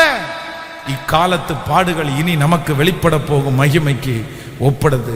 அதை பாடுகளாய் நினைத்தார்களே தவிர அதை வேற எந்த விஷயத்திலையும் அவங்க ஒப்பிடவே இல்லை. ஆமேன்னு சொல்லுங்க.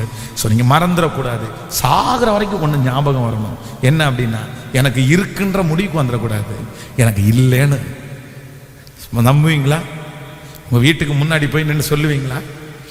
உங்களுக்காக கண்ணை மூடி யாராவது ஒருத்தர் ஜெபம் பண்ணி அப்படி சொன்னால் நீங்கள் என்ன பண்ணுவீங்க? நீங்கள் உடனே சொல்லணும், எனக்கு தெரியும், ஆமேன், எனக்கு விரோதமான மந்திரவாதமும் இல்லை, எனக்கு விரோதமான சொல்லுவீங்களா? இல்லை உடனே பயந்து அடிச்சுட்டு ஐயோ என்ன பண்ணணும்னு உலகத்தான் கேட்குற மாதிரி, என்ன உங்களுக்கு என்ன இதுக்கு மாற்றுக்கிறது? நைட்டு குடுகுடுப்புக்கு வர தட்டி அடிச்சுட்டு நான் காலையில் ஒரு கோழியும் தட்சணையும் கொண்டு வாங்கன்னு சொல்லும்போது போகிறது மாதிரி அந்த ஊழியக்காரரை பற்றி, ஏங்கய்யா இது போகிறதுக்கு என்னங்கய்யா பண்ணணும் அப்படின்னு கேட்டுக்கூடாது. ஆண்டவருடைய பிள்ளைகள் எனக்கு இல்லைன்னு தான் நம்பணும். ஆமேன்னு சொல்லுங்க. ஸோ நம்பர் 2, ரெண்டாவது, இந்த செய்வினைகள், மாந்திரிகங்கள், பிசாசனுடைய கிரியைகள் நம்மை தொடாமல் இருப்பதற்கு ஒரு தேவனுடைய பிள்ளை கடைபிடிக்க வேண்டிய 2வது காரியம் நம்ம சொல்லி நம்ம ஜெபத்துக்குள்ள கடந்து போகிறோம். வாசிக்கலாமா? வேதத்தை திறந்து ஆதியாகமத்தை எடுத்துக்கொள்ளுங்கள், பார்க்கலாம். ஆதியாகமம் நீங்கள் 41ஆம் அதிகாரத்தை எடுத்துக்கொள்ளுங்கள். ஆதியாகமம் 41ஆம் அதிகாரத்திலே 8வது வசனத்தை வாசிக்கலாமா? 41ஆம் அதிகாரம் 41ஆம் அதிகாரத்திலே 8வது வசனத்தை நம்ம சேர்ந்து வாசிக்கலாம். 8வது வசனத்தை, காலமே பார்வோனுடைய மனம் கலங்கி கொண்டிருந்தது, அப்பொழுது அவன் எகிப்தில் உள்ள சகல மந்திரவாதிகளையும் சகல சாஸ்திரிகளையும் அழைப்பித்து அவர்களுக்கு தன் சொப்பனத்தை சொன்னான். ஒருவனாலும் அதன் அர்த்தத்தை பார்வோனுக்கு சொல்லக்கூடாமற் போயிற்று. அப்பொழுது பானபாத்திரக்காரனின் தலைவன் பார்வோனை நோக்கி தான் செய்த குற்றம் இன்னதென்று தன் நினைவுக்கு வந்தது. நன்றாய் கவனிங்கள் ஆண்டவருடைய பிள்ளைகளே, இந்த அதிகாரத்தில் என்ன சொல்லப்பட்டிருக்கிறது அப்படின்னா, இந்த பார்வோன் ஒரு ராஜா. இந்த பார்வோனுடைய கீழே பார்த்தீங்கன்னா அவன் எத்தனை சிப்பாய்களை வைத்திருந்தானோ அதே போல மந்திரவாதிகளுக்கு ஒரு முக்கியத்துவம் கொடுத்து வச்சிருந்தாங்க. அந்த எகிப்தினுடைய ராஜாவும் எகிப்தினுடைய ஜனங்களும் அதிகமாக எதை நம்பினாங்கன்னா இந்த மந்திரவாதத்தை அதிகமாக நம்பினாங்க. ஆண்டவர் எகிப்து தேசத்திலே அந்த 10 வாதைகளை முடிக்கிற வரைக்கும் அந்த எகிப்தினுடைய ஜனங்களுடைய அந்த எகிப்தினுடைய ராஜாவுடைய இருதயத்தை ஏன் கடினப்படுத்தினார்னா, ஆண்டவர் கடினப்படுத்துறதுக்கு ஒரு காரணம் உண்டு. ஆண்டவர் நினைச்சிருந்தா ஒரே ஒரு வாதையை அனுப்பிச்சு அவங்க மனசை மாத்தி கத்தரான அவங்கள கிளம்ப பண்ண போக முடியும். ஆனா ஆண்டவர் அப்படி பண்ணல. இல்லைன்னா 2வது வாதைக்கு ஆண்டவர் அவங்களை அனுப்பி இருக்கலாம். ஆண்டவர் பண்ணல. 10 வாதைக்கும் ஆண்டவர் பார்வோனுடைய இருதயத்தை கடினப்படுத்தினாரு. ஏன் கடினப்படுத்தினாருன்னா, பார்வோன் இல்லை என்றால் எகிப்து ஜனங்களுடைய 10 நம்பிக்கை தான் அந்த 10 வாதைகள். கவனிங்க, இன்னொன்னு சொல்ல போறேன். அந்த எகிப்தினுடைய 10 கடவுள்கள் தான் 10 வாதைகள். பேன் அவங்களுக்கு ஒரு கடவுள், தவளா அவங்களுக்கு ஒரு கடவுள், அந்த மாதிரி அவங்களுக்கு நைல் நதி ஒரு கடவுள், தலைப்புள்ளை ஒரு கடவுள். தலைப்புள்ளை செத்து போச்சுன்னா அதை கடவுளை வழிபடுவாங்க. அப்போ அந்த 10 வாதைகளையும் ஆண்டவர் அனுமதிச்சதுக்கு காரணம் என்னன்னா, நான் ஒருவனே தேவன், நான் ஒருவரே கர்த்தர், இந்த பூமி எங்கும் வேறே தேவர்கள் இல்லை, என்னை அன்றி உனக்கு வேறே தேவர்களை நீ உண்டாக்கி கொள்ள வேண்டாம். வானத்தின் கீழே பூமியின் மேலே என்னை போல் ஒத்த ஒரு சொரூபத்தை நீ உனக்காக என்ன பண்ண வேண்டாம், உண்டாக்க வேண்டாம், நான் அதை அருவருக்கிறேன் அப்படின்ற வார்த்தையை சொல்றது நிரூபிக்கிறதுக்காக தான் அந்த 10 வாதைகளை ஆண்டவர் அங்க அனுமதிச்சாரு. அப்போ எகிப்தும் எகிப்தினுடைய ராஜாவும் இந்த மந்திரவாதிகளுக்கு அதிகமா முக்கியத்துவம் கொடுத்துருப்பாங்க. அதுக்குன்னே ஒரு 1000 பேர் இருப்பாங்கன்னு வைங்களேன். அவங்களுக்கு சாப்பாடு போட்டு சம்பளம் கொடுத்து இந்த மந்திர வித்தையினால எல்லாத்தையும் கண்டுபிடிக்க செய்வாங்க. இந்த இடத்துல என்ன நடக்குது அப்படின்னு சொன்னா, பார்வோன் ஒரு சொப்பனத்தை பார்க்கிறான். ஆனா அந்த சொப்பனத்தினுடைய விளக்கத்தை யாரால கொடுக்க முடியல? மந்திரவாதிகளால அந்த சொப்பனத்திற்கு அர்த்தத்தை சொல்ல முடியல. ஆனா வேதம் சொல்லுது, தேவனுடைய மனுஷனாகிய யோசேப்பு நின்ன உடனே என்ன சொல்றாருன்னா, நான் அல்ல, தேவனே ராஜாவுக்கு மங்களகரமான உத்தரவை அருள செய்வாராக. அப்படியே என்ன சொப்பனம் பார்த்தீங்க, அந்த சொப்பனம் எப்படி நடை போகுது, என்ன ஏது அப்படின்றத கரெக்டா யோசேப்பு சொல்றாரு. அப்ப நம்பர் 1 முதலாவது செய்வனைகள், மாந்திரங்கள், பிசாசு உங்களை தொடாமல் இருப்பதற்கு நீங்க முதல்ல என்ன பண்ணணும்னா, இல்லைன்றதை நீங்க நம்பணும். ஆமேன் சொல்லுங்கள். நம்பர் 2, இரண்டாவதாக இந்த செய்வனைகள், மாந்திரியங்கள் எல்லாம் நம்மளை தொடாம எப்ப இருக்கும் அப்படின்னா, ஒரு தேவனுடைய பிள்ளைக்கு ஒரு அறிவு வேணும். என்னதான் மந்திர சக்திகள் இருந்தாலும் இந்த உலகத்துல எல்லா சக்திகளை விட நான் ஆராதிக்கிற என் இயேசுனுடைய சக்தி பெரிய சக்தி. நன்றாய் கரங்களை தட்டி, நான் ஆராதிக்கிற தேவனுடைய சக்தி பெரிய சக்தி. அவருக்கு முன்பாக செய்வனை நிற்க முடியாது, அவருக்கு முன்பாக மாந்திரிகங்கள் நிற்க முடியாது, அவருக்கு முன்பாக எந்த கட்டுகளும் இருக்க முடியாது, எந்த சாத்தானும் இருக்க முடியாது. அவர் ஒருவரே வெற்றி சிறந்தார், அவர் ஒருவரே வெற்றி சிறந்தார். ஆமேன் சொல்லுங்கள். அப்போ எகிப்தினுடைய மந்திரவாதிகளுக்கு பணத்தை கொடுத்து சாப்பாடை கொடுத்து அவங்கள நடத்தினாலும் சொப்பனத்தை விளக்கம் சொல்றது அவங்களால முடியாது, தேவ மனுஷனால தான் முடியும். அப்ப நான் நம்புறேன், மந்திரவாதி இடத்துல இருக்கிற பவரை விட ஆண்டவரை ஆராதிக்கிற ஒரு பிள்ளையினிடத்துல இருக்கிற பவர் மிகப்பெரிய பவர். நீங்க இதோட நம்ம நிறுத்திட முடியாது. நெக்ஸ்ட் நீங்க ரொம்ப கவனமா கவனிங்க. நீங்கள் 41ஆம் அதிகாரம் 24வது வசனத்தை வாசிக்கலாமா? 41:24 நம்ம வாசிக்கும் போது வாசிக்கலாமா? 24 சாவியான கதிர்கள் அந்த 7 நல்ல கதிர்களையும் சொன்னேன், இந்த பொருளை எனக்கு விடுவிக்கிறவன் ஒருவனும் இல்லை என்றான். அப்பொழுது யோசேப்பு பார்வோனை நோக்கி, பார்வோனுடைய சொப்பனம் ஒன்றுதான். அப்ப அது விளக்கம் கொடுக்கறத பற்றி சொல்றாங்க. யாத்ராகமம் 7ஆம் அதிகாரத்தை எடுங்கள். யாத்ராகமம் 7ஆம் அதிகாரத்துல 11வது வசனத்தை வாசிக்கலாமா? யாத்ராகமம் 7ஆம் அதிகாரம் 11வது வசனத்தை நம்ம சேர்ந்து வாசிக்கலாம். 11வது வசனம், அப்பொழுது பார்வோன் சாஸ்திரிகளையும் சூனியக்காரரையும் அழைப்பித்தான். எகிப்தின் மந்திரவாதிகளும் தங்கள் மந்திர வித்தையினால் அப்படியே செய்தார்கள். அவர்கள் ஒவ்வொருவனும் தன் தன் கோலை போட்டான். அவர்களுடைய கோல் சர்ப்பமாயின. ஆரோனுடைய கோலோ அவர்களுடைய கோல்களை விழுங்கிற்று. நல்லா கவனிங்க, கவனமாய் கவனிங்க. இரண்டாவது இங்க என்ன நடக்குது அப்படின்னு சொன்னா, இப்போ பார்வோனுடைய சமூகத்துல மோசேயும் ஆரோனும் போய் நிக்கிறாங்க. அப்போ அந்த ஆரோனையும் மோசையும் பார்த்து அந்த ராஜா கேட்கிறாரு, சரிப்பா உங்க ஆண்டவர் போறேன்னு உன்னை அனுப்புறேன்னு சொல்லிட்டாரு, நான் எப்படி நம்புறது, நான் எப்படி சொல்றது? உடனே இவங்க என்ன பண்றாங்க அப்படின்னா, மோசே தன்னுடைய கையில இருக்கிற கோல் அப்படி போடுறாரு. போட்ட உடனே அந்த கோல் என்னவா மாறிடுச்சு? பாம்பாய் சர்ப்பமா மாறிடுச்சு. உடனே எல்லாரும் பார்த்து பயப்படுறாங்க. உடனே பார்வோன் மந்திரவாதிகளை பார்த்து கை காமிக்கிறாரு. காமிச்ச உடனே அவங்க வர்றாங்க. அவங்க ஒரு கூட்டம் பேர் இருக்காங்க. இவன் ஒரே ஒருத்தர் தான் கோலை போட்டு பாம்பாகின. அவங்க அத்தனை பேரும் கோலை போட்டா எல்லா கோல்களும் என்ன ஆயிடுச்சாமா? இப்போ எப்படி இருக்கும் பாருங்க. தேவனுடைய பிள்ளை ஒரு கோலை போடுறாரு, பாம்பா மாறுது. அதுக்கு நமக்கு நம்பிக்கை இருக்குது. ஆனா பார்வோனுடைய வேலைக்காரர்கள் சூனியக்காரர்கள் அதே மாதிரி கோலை போடுறாங்க, அதுவும் என்னவா மாறுது? இப்போ அவங்களுக்கு ஒரே சந்தோஷமா இருந்திருக்கும். பாரு, நீ மட்டும்தான் கோலை பாம்பா மாத்துவியா? எங்களுக்குள்ள என்ன சக்தி இருக்குது? பெரிய சக்தி இருக்குது, நாங்களும் பாம்பா மாத்துவோம். ஆனா அந்த வசனத்தை வாசிக்கும் போது எனக்கு ரொம்ப ஆச்சரியமா இருந்துச்சு. 12வது வசனம், அவர்கள் ஒவ்வொருவனுக்கு தன் தன் கோலை போட்ட போது அவைகள் சர்ப்பங்களாயின. ஆரோனுடைய கோலோ அவர்களுடைய கோலை விழுங்கி போட்டது. நன்றாய் கரங்களை தட்டி ஆரோனுடைய கோலோ அவைகளை விழுங்கி போட்டது. அப்படின்னா என்ன அர்த்தம் அப்படின்னா, அவங்களும் கோலை போட்டாங்க, இவங்க கோல் போட்டாங்க, இவங்களுக்கு சர்ப்பம் ஆயிடுச்சு. ஆனா இந்த கோல் அந்த கோல்களை எல்லாம் என்ன பண்ணிருச்சுன்னா, எப்பா உன்னால அந்த கோலை போட்டு பாம்பை தான் வருவிக்க முடியும், ஆனா என் ஆண்டவருடைய வல்லமை அப்படி இல்லை. அந்த கோலையை முழுங்குற வல்லமை தான் என் தேவனுடைய வல்லமை. அப்போ தேவனுடைய பிள்ளைகள் விசுவாசிக்கணும். என்ன விசுவாசிக்கணும் அப்படின்னா, உலகத்தில் இருக்கிறவனை விட எனக்குள்ளே இருக்கிற இயேசு பெரியவர், செய்வனை விட என் இயேசு, சாத்தானை விட என் இயேசு, பொறாமையை விட என் இயேசு, சத்தமாய் சொல்லுங்கள் பெரியவர், மாந்திரிகத்தை விட என்னுடைய இயேசு, சொல்லுங்க சத்தமா சொல்லுங்க பெரியவர் பெரியவர் பெரியவர். அந்த காரியத்தினால ஏதோ சின்னது 1-2 செய்ய முடியும். ஆனா நான் நம்புறேன், என் தேவனாலே 1-2 இல்லை, எல்லாவற்றையும் செய்ய முடியும்.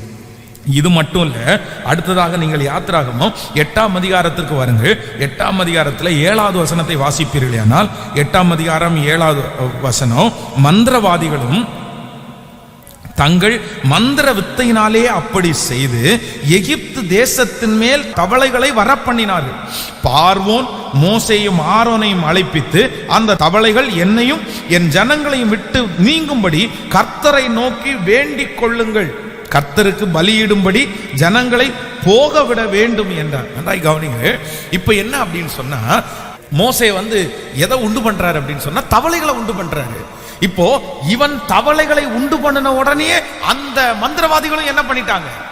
தவளைகளை உண்டு பண்ணிட்டாங்க. நீங்க நெக்ஸ்ட் 8ஆம் அதிகாரம் 18வது வசனத்தை வாசிங்க. 18வது வசனத்தை வாசிக்கும் போது, மந்திரவாதிகளும் தங்கள் மந்திர வித்தைகளினால் பேன்களை பிறப்பிக்கும்படி பிரயத்தனம் செய்தார்கள், செய்தும் அவர்களால் கூடாமற் போயிற்று. பேன்கள் மனிதர்கள் மேலும் மிருக ஜீவன்கள் மேலும் இருந்தது. கவனிங்க, ஃபர்ஸ்ட் இது மோசே தவளைகளை உண்டு பண்ணாரு, மந்திரவாதிகளும் தவளைகளை உண்டு பண்ணாங்க. 2வது டைம் அவர் பேன்களை உண்டு பண்றாரு. இவங்களால என்ன பண்ண முடியல? உண்டு பண்ண முடியல.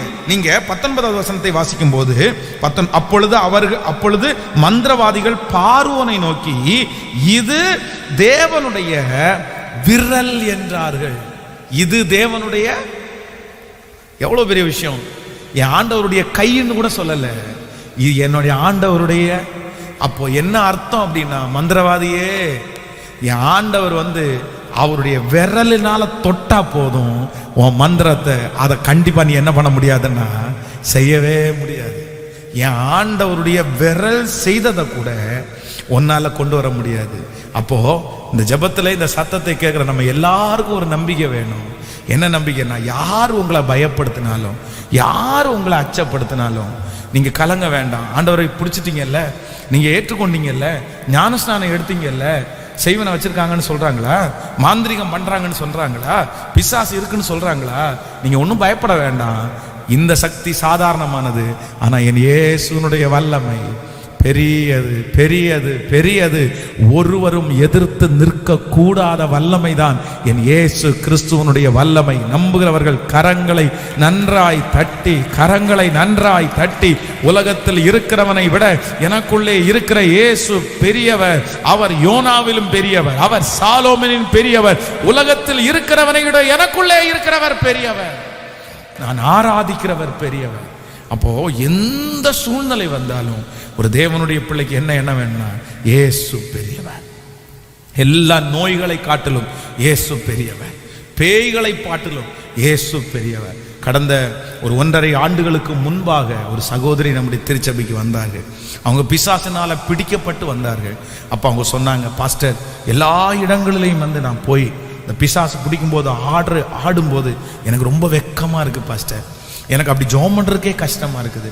அதனால யாருமே இல்லாத போது எனக்காக நீங்களும் பாஸ்டர்மா ஏதாவது இருக்கும்போது மட்டும் எனக்காக ஜெபம் பண்ணுங்க பாஸ்டர் அப்படின்னு சொன்னாங்க. அப்ப நான் சொன்னேன், இல்ல நீ ஒன்றும் வருத்தப்பட வேண்டாம், நான் தலை மேல கையை வச்சு ஜெபம் பண்ணாதான் பிசாசு போகும் அப்படின்னு எல்லாம் நான் சொல்லலை. நீங்க ரெகுலரா சண்டே ஆராதனைக்கு மட்டும் வாங்க. அந்த ஆராதனை நேரத்துல உங்களால முடியாது, ஆனா கையை தட்டி நீங்க ஆராதிங்க, சத்தம் போட்டு ஆண்டவரை துதிங்க. 6 மாதம் தான் உங்களுக்கு பரிபூர்ண விடுதலையை கர்த்தர் தருவாருன்னு சொன்னேன். அவங்க அந்த மாதிரியே வருவாங்க. ஒவ்வொரு ஆராதனைக்கும் முன்னாடி உட்காருவாங்க, நல்ல கரம் தட்டுவாங்க, சத்தமா ஆராதிப்பாங்க. 6 மாதத்துக்குள்ள ஒரு பெரிய அதிசயம், அவர்களுக்குள்ளே இருந்த பிசாசனுடைய வல்லமை முழுவதுமாக மாற்றப்பட்டு இன்றைக்கு ஒரு நல்ல தேவ பிள்ளையாய் சாட்சியா இருக்கிறார்கள். ஆமேன் சொல்லுங்கள். நிறைவானது வரும்போது குறைவானது ஒளிந்து போகும். சிஸ்டர், உங்களுக்குள்ள பிரச்சனை இருக்குன்னு சொல்றாங்களா? ஒருவேளை பிசாசனுடைய போராட்டமே உங்களுக்குள்ள இருக்குதா? உண்மையிலே பாஸ்டர், எனக்குள்ள பிசாசு இருக்கிற மாதிரி நான் ஃபீல் பண்றேன், என்ன அப்படி ஆடுறேன், எனக்கு எங்க இருந்து வந்துச்சு தெரியல, என்ன ரொம்ப கஷ்டப்படுத்துது. ஒருவேளை சத்துருடைய பிடி உங்களுக்குள்ள இருக்க கூட செய்யலாம். ஆனா நான் ஒண்ணு சொல்றேன், ஆண்டவருடைய பிரசன்னம் வர வர, நிறைவு வர வர, இயேசுனுடைய வல்லமை வர வர பிசாசால உள்ள இருக்க முடியாது, அந்த சக்தியால உள்ள இருக்க முடியாது, செய்வினையால இருக்க முடியாது, நான் நம்புற சாபங்களினால இருக்க முடியாது. இயேசு அந்த இடத்துல ஜெயிப்பார். அதனாலே இன்றையிலிருந்து நீங்கள் துதிக்க ஆரம்பிங்க, ஜெபிக்க ஆரம்பிங்க, ஸ்தோத்திரம் பண்ண ஆரம்பிங்க. உங்களுக்குள்ள அபிஷேகம் வர வர வர அந்த வல்லமைகள் முழுவதுமாக அழிந்து கர்த்தர் உங்களை பெர்ஃபெக்ட்டா மாற்ற வல்லவராய் இருக்கிறார். ஆமேன் சொல்லுங்கள். ஒரு தேவனுடைய பிள்ளைக்கு ரொம்ப அவசியமானது என்னன்னா, நீங்க ஆண்டவர் அப்படியே அனுபவிக்கணும், உங்க சரீரத்துல அனுபவிக்கணும், உங்க சிந்தையில அனுபவிக்கணும். அப்படிதான் எங்க குடும்பத்துல இருந்த சாப கட்டுகள் எல்லாம் ரொம்ப பெரிய கட்டுகள். ஆனா நான் என்ன பண்றேன் அப்படின்னா, தனியா உட்கார்ந்து சொல்லுவேன், ஆண்டவரே, எனக்குள்ள ஓடுகிறது இயேசுவின் ரத்தம், இயேசுவின் ரத்தம். உங்க ரத்தத்தால நான் கழுவப்பட்டேன், உங்க ரத்தத்தால நான் சுகமானேன், உங்க ரத்தம் எனக்குள்ள ஓடுகிறது, உங்க குணம் எனக்குள்ள வரட்டும். சொல்ல சொல்ல பாத்தீங்கன்னா எங்க குடும்பத்திற்கும் எனக்கும் சம்பந்தமே இல்லாத அளவிற்கு கர்த்தர் எல்லா விதத்திலும் கிருபையாய் நடத்தினார். இந்த ஆராதனை வேளையில் இந்த சத்தத்தை கேட்கிற எல்லாரும் சொல்லுங்கள், ஆண்டவரே, எனக்குள்ளே வாரும், எனக்குள்ளே வல்லமையாய் வாரும். நீர் பெரியவர், நீர் பெரியவர், நீர் யோனாவிலும் பெரியவர், நீர் எனக்குள்ளே இருக்கிறவர் பெரியவர். உங்க பிரச்சனைக்கு முன்னாடி சொல்லுங்க, என் இயேசு பெரியவர்னு சொல்லுங்க. நான் சொல்றேன், அந்த பெரியவர் பெரிய அற்புதத்தை செய்வார். சோ ஆண்டவர் இன்றைக்கு நமக்கு கொடுத்த வார்த்தை என்ன அப்படின்னு சொன்னா, யாக்கோபுக்கு விரோதமான மந்திரவாதமும் இல்லை. இஸ்ரவேலுக்கு விரோதமான, சோ உங்களுக்கு விரோதமான மந்திரவாதமும் இல்லை, உங்களுக்கு விரோதமான குறி சொல்லுதலும். இப்போ எல்லாரும் எழும்பி நின்று ஒரு 10 விசை கைகளை உயர்த்தி எல்லாரும் சொல்லுவோம், எனக்கு விரோதமான மந்திரவாதமும் இல்லை, எனக்கு விரோதமான குறி சொல்லுதலும் இல்லை. சொல்லுங்கள், எல்லாரும் சேர்ந்து சொல்லுங்கள், எனக்கு விரோதமான, எல்லாரும் சொல்லுங்க, எனக்கு விரோதமான மந்திரவாதமும் இல்லை, எனக்கு விரோதமான குறி சொல்லுதலும் இல்லை. சொல்லிக்கொண்டே இருங்கள். என் இயேசு பெரியவர், என் இயேசு பெரியவர். உலகத்தில் இருக்கிறவனை விட எனக்குள்ளே இருக்கிறவர் பெரியவர். என் பிரச்சனையை காட்டிலும் பெரியவர், என் சூழ்நிலையை காட்டிலும் பெரியவர். ஹல்லேலூயா. அவர் சாதாரணமானவர் அல்ல, அவர் அசாதாரணமான கர்த்தர். சொல்லுங்க சத்தமாய், பெரியவர், பெரியவர், பெரியவர், பெரியவர். எனக்காக யாவையும் செய்து முடிக்கிறவர். ஹல்லேலூயா. என்னை உண்டாக்கினவர் பெரியவர், என்னை படைத்தவர் பெரியவர். அவர் சர்வ வல்லமை உள்ளவர், அவர் சர்வ வல்லமை உள்ளவர். அவரால் செய்யக்கூடாத அதிசயமான இந்த ஜெபத்தை செய்ய செய்ய செய்ய ஆண்டவருடைய பிரசன்னம் உங்களை தொடட்டும், கர்த்தருடைய மகிமை உங்களை தொடட்டும், கர்த்தருடைய வல்லமை உங்களை நிரப்பட்டும். நன்றி ஆண்டவரே, நன்றி ஆண்டவரே, நன்றி ஆண்டவரே. சொல்லுங்க, ஏசப்பா சமூகத்துல சொல்லுங்க, ஆண்டவரே நீர் எவ்வளவு பெரியவர் ஆண்டவரே. எனக்குள்ளே இருக்கிற பலவீனத்தை விட என் இயேசு பெரியவர். ஓ ஹல்லேலூயா. என்னிடத்துல இருக்கிற மன குழப்பத்தை விட என் இயேசு பெரியவர். இது என் பலவீனம், இது என் பலவீனம், என் பலவீனம். ஓ என் பலவீனம். நான் உன்னதமானவருடைய வலது கரத்தினுடைய வருஷங்களை நினைவு கூறுவேன், நினைவு கூறுவேன். ஹல்லேலூயா. அவரை போல் ஒரு தேவன் இல்லை, அவருக்கு ஒத்த தேவன் யாருமே இல்லை. ஹல்லேலூயா. சர்வ வல்லவர் நீர் என்றும் நல்லவர், சர்வ வல்லவர் நீர் என்றும் நல்லவர். நீங்க இல்லாம நானும் இல்லப்பா ஏசப்பா, நீங்க இல்லாம நானும் இல்லப்பா. இல்ல இல்ல இல்ல இல்ல இல்ல, உம்மை போல யாரும் இல்லப்பா. சொல்லுங்க பார்க்கலாம். இல்ல இல்ல இல்ல இல்ல இல்ல, உம்மை போல யாரும் இல்லப்பா. கிருபையா நான் என்றும் வாழ்கிறேன், இரக்கத்தால் நான் நீலை நிற்கிறேன். உன்னன் கிருபையா நான் என்றும் வாழ்கிறேன், உந்தன் இரக்கத்தால் நான் நீலை நிற்கிறேன். நீங்க இல்லாம நானும் இல்லப்பா ஏசப்பா, நீங்க இல்லாம நானும். கரங்களை மேல தட்டி சொல்லுவோம், இல்ல இல்ல இல்ல இல்ல இல்ல, நீங்க இல்லாம நானும். சொல்லிக்கொண்டே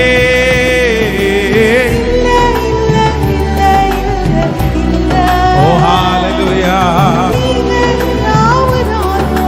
இல்லப்பா இல்ல இல்ல இல்ல இல்ல இல்ல, உம்மை போல யாரும் இல்லப்பா. ஆமென். கர்த்தரை தெய்வமாய் கொண்ட ஜனம் பாக்கியம் உள்ளது. கர்த்தரை தெய்வமாய் கொண்ட ஜனம். நான் சொல்றேன், நம்மிடத்துல இருக்கிற பலன் இந்த உலக மனுஷனிடத்துல யார்கிட்டையுமே இல்லை. உலக மனுஷங்களே வந்து தங்களுடைய ஒரு கான்ஃபிடென்ட்ல இவ்வளவு பலனா இருக்க முடியும்னா, நம்ம கூட இயேசு இருக்கும்போது நம்ம ஏன் பயப்படணும்? ஆமென் சொல்லுங்க. கடந்த நாட்களிலே ஒரு பெரிய போஸ்ட் ஒன்று அடிச்சு ஒட்டப்பட்டிருந்தது.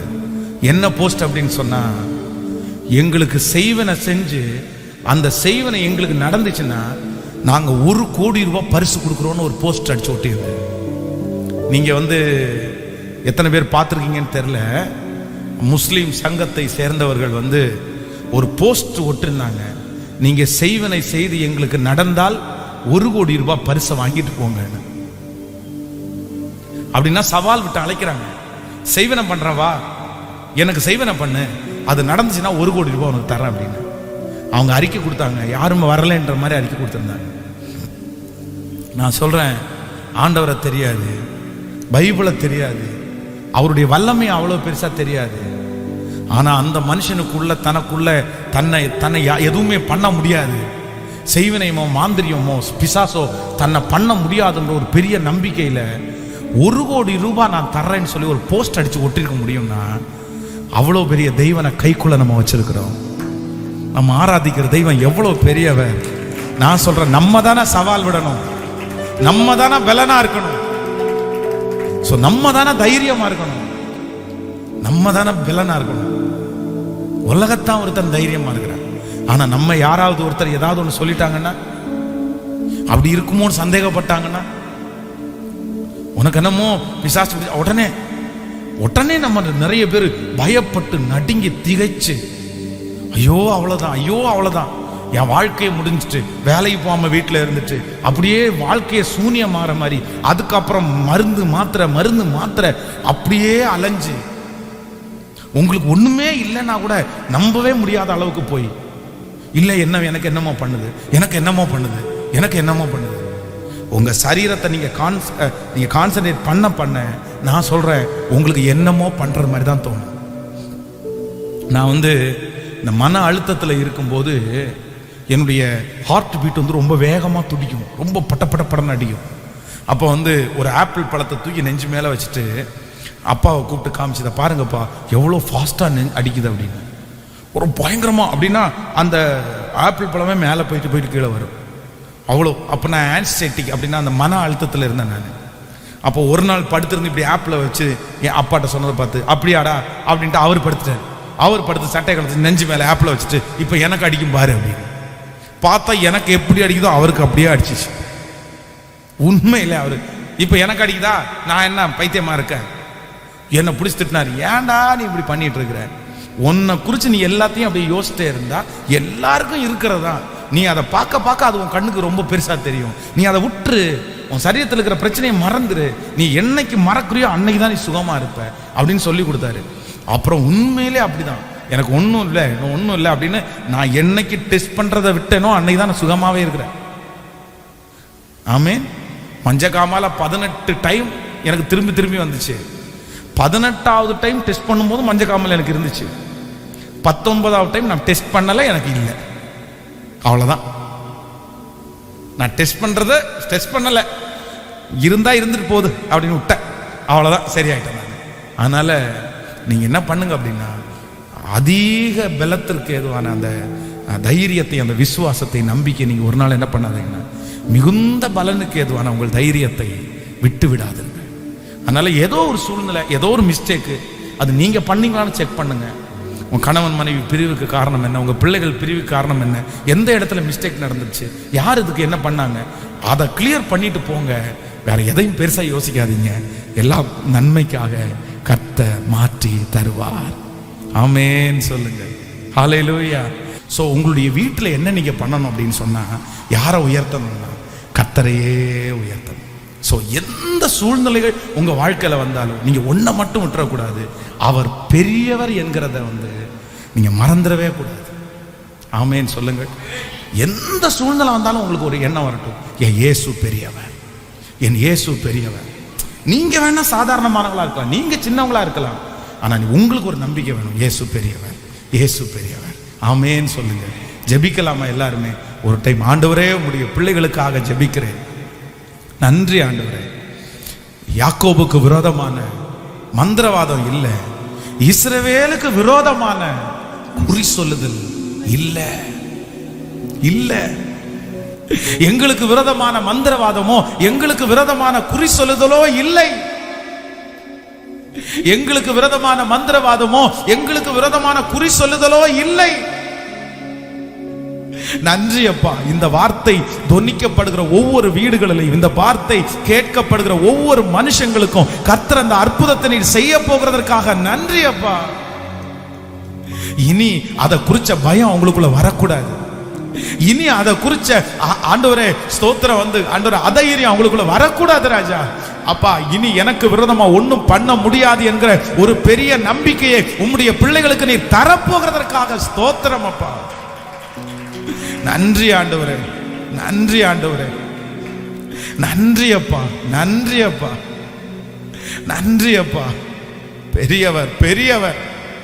இந்த வார்த்தையை அப்படியே என்னுடைய பிள்ளைகளுக்கு நிறைவேற்று. நீர் கூட இருக்கிறதை என்னுடைய பிள்ளைகள் பார்க்க போகிறதற்காக ஸ்தோத்திரம் ஆண்டவரே, ஸ்தோத்திரம் ஆண்டவரே. நீர் உதவி செய். ஒவ்வொரு வீடுகளிலே இருக்கிற கட்டுகள், அந்த சத்துருடைய பிரச்சனைகள் எதுவா இருந்தாலும் இந்த ஜெபத்தை கேட்க கேட்க அவர்களுக்குள்ள ஒரு விசுவாசம் கடந்து வந்து, நம்பிக்கை கடந்து வந்து, அதற்கு எதிர்த்து நின்று, பிசாசுக்கு எதிர்த்து நில்லுங்கள், அப்பொழுது அவன் உங்களை விட்டு ஓடி போவான், ஓடி போவான். ஸ்தோத்திரம், ஸ்தோத்திரம், ஸ்தோத்திரம், ஸ்தோத்திரம். ஓடி போகணும். அந்த அற்புதத்தை நீர் செய்வீராக. உங்க கிருபை தாங்கட்டும். இயேசுவின் மூலம் ஜெபம் ஏறெடுக்கிறோம் நல்ல பிதாவே, ஆமீன். ஒரு பாடலை பாடும்போது நம்ம காணிக்கையை செலுத்தி ஆண்டவரை மகிமைப்படுத்துவோம். நான் உங்களுக்காக ஜெபிக்கிறேன். தகப்பனே, உம்முடைய பிள்ளைகளுடைய கரங்களிலே வைக்கப்பட்டிருக்கிற ஆண்டவரே ஒவ்வொரு காணிக்கைகள், தசம பாகங்களுக்காக நான் ஜெபிக்கிறேன். கர்த்தர் இந்த பிள்ளைகளை ஆசீர்வதிங்க, உடைய கரங்களை ஆசீர்வதிங்க. நீயோ அநேகம் ஜாதிகளுக்கு கடன் கொடுப்பாய், கடன் வாங்காதிருப்பாய். அந்த வார்த்தையை உம்முடைய பிள்ளைகளுக்கு அப்படியே நீங்க நிறைவேற்றுகிறதற்காய் ஸ்தோத்திரம் அப்பா, ஸ்தோத்திரம் அப்பா. உம்முடைய பிள்ளைகளை பெருக பண்ணுவீராக. இந்த சத்தத்தை கேட்டு வீடுகளில் இருந்து, ஆபீஸ்ல எல்லாம் இருந்து, வெளியில இருந்து ஆண்டவரே காணிக்கைகளை செலுத்துகிற உம்முடைய பிள்ளைகளை ஆசீர்வதித்து, எங்களுடைய சபையினுடைய கட்டுமான காரியத்திற்காய், இந்த இடம் வாங்குறதற்கான காரியத்திற்காய் செலுத்துகிற உம்முடைய பிள்ளைகளை 1000 மடங்கு நீர் ஆசீர்வதிங்கப்பா. உங்க பிள்ளைகளுக்கு நிறைய கொடுங்கப்பா.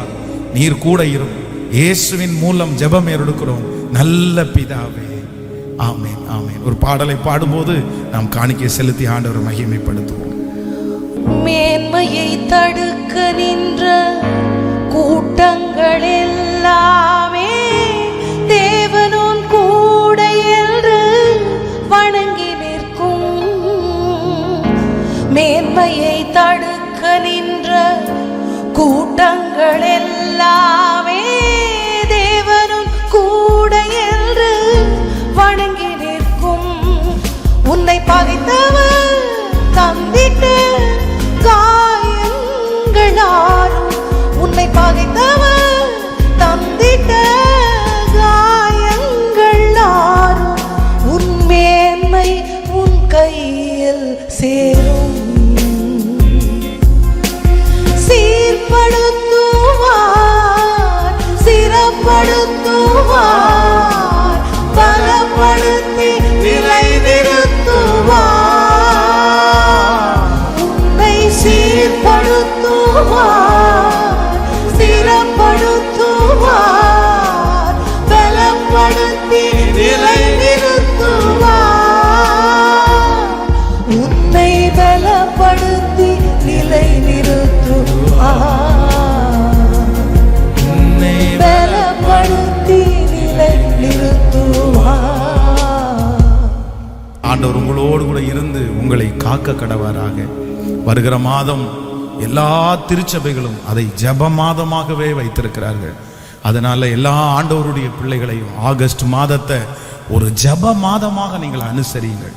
1ஆம் தேதி காலையில் வந்து ஜெபம் பண்ணிட்டு, இல்லை ஆன்லைனில் கேட்க முடிஞ்சவங்க கேட்டுட்டு, அந்த மாதத்தில் ஒரு குறிப்பிட்ட நேரத்தை ஜெப நேரமாக ஒதுக்கி நம்ம ஜெபம் பண்ணுவோம். ஆண்டவர் பெரிய அற்புதங்களை நமக்காக செய்வார். ஆமே. இந்த வார்த்தையை நீங்கள் திரும்ப திரும்ப அறிக்கை செய்து உங்கள் விசுவாசத்தை பலப்படுத்துங்கள். God bless you. ஆண்டவரே, உம்முடைய பிள்ளைகளை சமாதானத்தோடு நான் அனுப்புகிறேன். இந்த வார்த்தையை கேட்ட ஒவ்வொரு பிள்ளைகளையும் ஆசீர்வதியும். ஆன்லைனில் இந்த வார்த்தையை கேட்ட பிள்ளைகளை கர்த்தர் நீர் ஆசீர்வதிப்பீராக ராஜா. இந்த வார்த்தை எங்கள் எல்லாருடைய வாழ்க்கையிலும் அப்படியே நடக்க போகிறதற்காக உமக்கு நன்றி. தேவன் அதை ஆண்டவரை நிலைப்படுத்துகிறதற்காக உமக்கு ஸ்தோத்திரம் அப்பா. நன்றி ஆண்டவரே. உம்முடைய பிள்ளைகளை ஆசீர்வதியும் ஆண்டவரே. இந்த மாதம் முழுவதும் காத்தவர் வருகிற மாதத்தில் ஆச்சரியமாய் நடத்த போகிறதற்காய் நன்றி.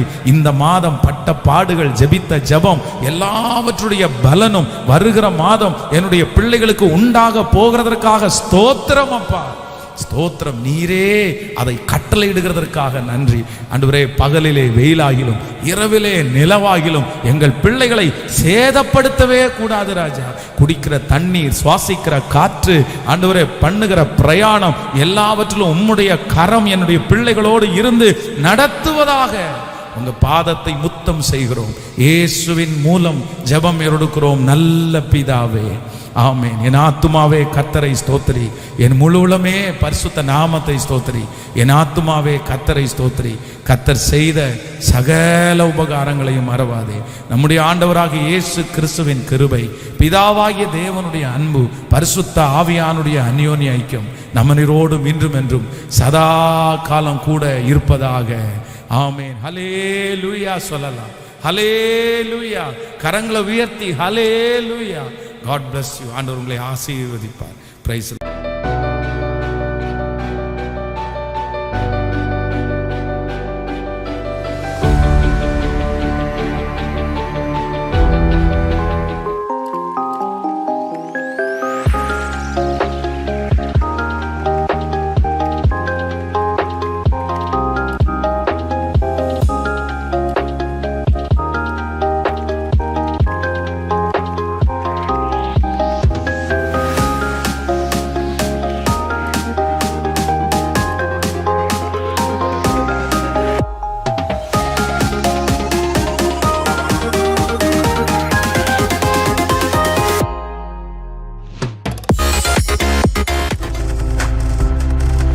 நீங்கள் பார்த்துக் கொண்டிருப்பது உங்கள் ஜாய் டிவி. உங்கள் துக்கம் சந்தோஷமாய் மாறும்.